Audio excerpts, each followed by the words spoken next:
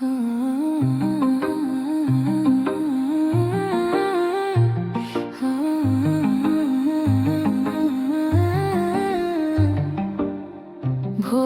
बाबा सुन ली पुकार, खुल गई किस्मत बन गई हर बार।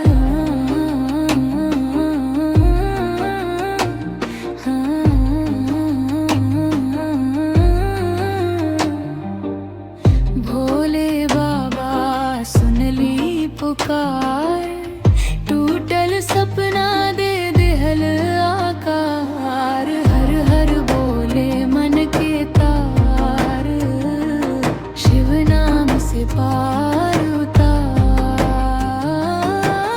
भोले बाबा सुन ली पुकार,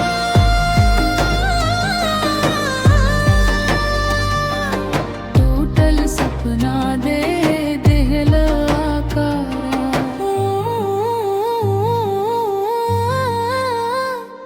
कैलाश धाम में बजे डमरू, गंगा मैया बहेली झरझरू। भक्त खड़ा बाटे द्वार पर, भोले बाबा करी उपकार। छीन नेत्र वाला त्रिकालदर्शी, दुखिया के बन जाला हमदर्दी। भोले बाबा सुन ली पुकार,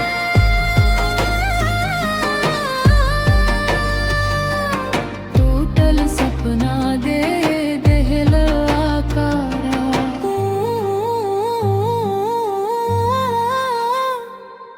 भस्म रमावे नाग गले, भक्तन के रखे सदा भले। सावन महीना रंग जमावे, शिव नाम से मन में कावे। बेलपत्र चढ़े गंगा धार, भोले बाबा करी है बेड़ा पार। भोले बाबा सुन ली पुकार,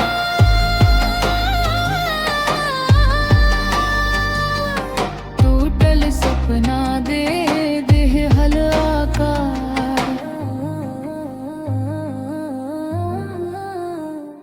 हे महाकाल हम तो हार दास, रखी है बाबा सच्चा विश्वास।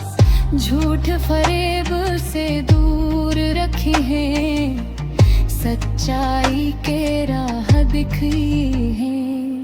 हर हर बोले हर एक सांस, शिव नाम में मिले उल्लास।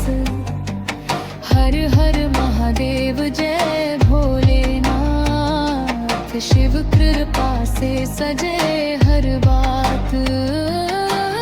भोले बाबा सुन ली पुकार,